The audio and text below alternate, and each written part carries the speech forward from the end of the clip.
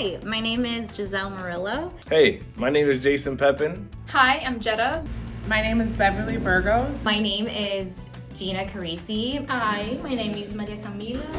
And my family's from Hartford by way of Puerto Rico. My family is from Peru. My family is from Puerto Rico. My father is from Argentina. My family is from Mexico and Puerto Rico.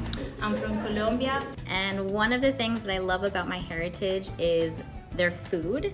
Fun fact about Peru is that they have been the world's leading culinary destination in the world. I love all aspects of my heritage, but I specifically like how much we care for and uplift everyone. What I love about being Hispanic is the culture, the music, and the dancing, of course.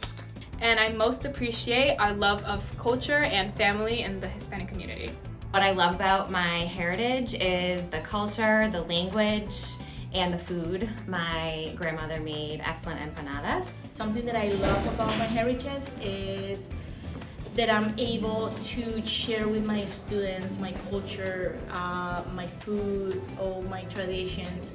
At Manchester Public Schools, our Hispanic community is the heart of our vibrant, diverse district.